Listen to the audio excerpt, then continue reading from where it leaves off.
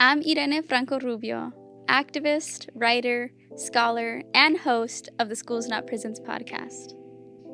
Last week on the Schools Not Prisons podcast, we spoke with Silky Shaw, author of Unbuilt Walls, and learned about the intersections of prison abolition and immigrant detention. Subscribe to the Schools Not Prisons podcast, leave a review, and share with a friend. As a reminder, Schools Not Prisons is part of a larger movement addressing the school-to-prison pipeline and prison abolition within California and in movements across the United States. Founded in 2016, Schools Not Prisons is part of a larger movement examining the history of the prison industrial complex and how oppression in all its forms has worked to criminalize young Black and brown people across the United States.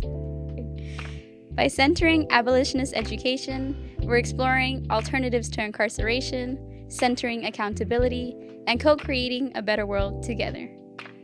Today, I don't have any new vocabulary to go over. Instead, we'll be reflecting on what we've learned throughout Season 1 on abolition lessons. This past season, we've learned new vocabulary. This includes community-based masculinities, intersectional feminism, and the school-to-prison pipeline. As a host, I've grown since the pilot episode to now in really being able to ground myself as a listener, as someone who's curious, and embracing new ideas and ways of thinking in terms of movements, liberation, and how I live in the world and approach it myself. Throughout this season, what I've learned about myself is that movements for liberation require vulnerability. As someone who is welcoming the opportunity to be vulnerable, I feel like it's allowed for a lot of genuine curiosities and questions to come up that have allowed me to challenge myself in terms of thinking on movements and ultimately being in community with one another. Now that Season 1 of the Schools Not Prisons podcast is over, I'll actually be moving to the Bay Area to attend UC Berkeley to start a PhD in ethnic studies, which is exciting for me as someone engaging with movements a lot. But more importantly, I hope that it inspires or encourages other young people to continue to pursue learning as an avenue of living and embracing life, but also to be really critical about the world that we live in and exploring new ways to create new ideas for a new world that we can hope to create together. While pursuing my PhD, I hope to focus on a few different themes, some of which include intersectional movement building, which I know I've referenced a lot throughout this podcast, as I see the clear intersections between the work in movements for liberation that we all do, and understanding that in order for that to be attained, it requires us all to work together and to see ourselves as interconnected beings in a society that causes harm in interconnected ways, and trying to find new ways to build movements together. Since making this podcast, I've learned a lot about abolition. I've challenged what I initially thought abolition was to what I now see it as, and a lot of it is really grounded in creativity. A lot of it is understanding that abolition as a way of life, as a practice, is something that encourages us all to be our authentic selves and putting into practice what we really value in life and making those things live at the forefront of the work that we do. So I think abolition now to me is something like super open-ended and inviting for anyone who has any curiosity about living in a healthy, encouraging world, and really embracing a society that allows us to live our lives as our true authentic selves. Before making this podcast, I feel like I understood abolition as simply abolishing police and prisons. And I thought that was the only thing that it meant, and that's all that it embodied. And while it does embody that, at the essence of what abolition is, there is just so much more to it that we maybe, don't anticipate or don't think that it includes. But in fact, it's the essence of what, a liberated human life is. And in order to get there, it requires, these critical conversations to happen. And so I hope that it does encourage others to challenge perhaps perceptions that they had about abolition, and hopefully it encourages new ways that they approach it.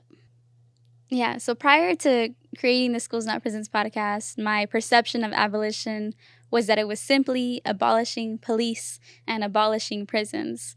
I understand abolition also means land back, immigrant detention, and prison abolition are interlinked.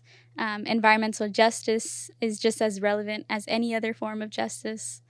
It's healthcare for all, having access to learn freely and go to school, and being in supportive communities that allow us all to thrive. When I think about this past season, I reflect on what I really enjoyed and all the folks that I got to meet, one of which was Ashley Monterrosa, who co-founder of the Sean Monterrosa Project, who really left a profound impact on how I understand police violence and how we can all play a role in challenging it, but ultimately understanding too that mental health as an element of liberation is also super essential for creating a liberated world. That was just such a heartfelt conversation that, I'll always carry on. He provided an analogy on how plants are similar to that of the United States, in that with the bad foundation, we cannot properly grow and thrive in a society that was built on harm.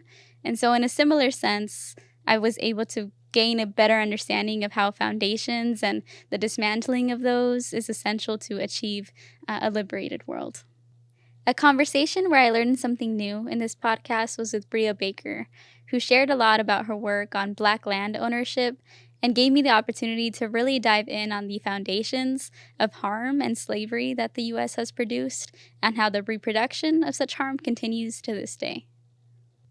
I hope that listeners who've tuned in to Abolition Lessons will take away some important key takeaways. This includes learning to really embrace what abolition is and means in our lives by practicing it on a daily basis.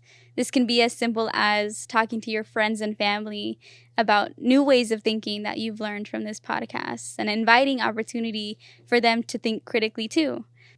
It doesn't mean that you have to show up to every march or protest, but instead it's about caring about the people around you on a daily basis and being in shared community with one another.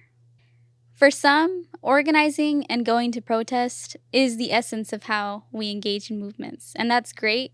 But also for folks who don't want to or don't have the capacity to, it's important to acknowledge that we all have a role to play. I wouldn't want to discourage anyone who feels hesitant about the commitment and contributions that they think they can make to abolition, but instead learn to really invite themselves to be creative and to be really grounded in our shared humanity. And hopefully that will allow us to create the world that we want to see. You may have noticed that throughout each episode, we started the day as if it were the start of a school day, embracing this space as a classroom, primarily because for a lot of young people of color like myself, engaging in schooling wasn't always welcomed or fully encouraged to allow us to really learn. And so this was our way of trying to give everyone a chance and opportunity to embrace abolition as a way of thinking, but also to reignite any efforts to continue to learn, to continue to be curious, and more importantly, to be critical of the world that we live in. Thank you for listening to Abolition Lessons on the Schools Not Prisons podcast. That's all for Season 1. Class is dismissed. This podcast is produced by Revolve Impact, an award-winning creative social change agency and content studio, in partnership with Mordida Studios. This podcast is produced by myself, Irene Franco Rubio, Mariela Rosario, and Mike De La Rocha.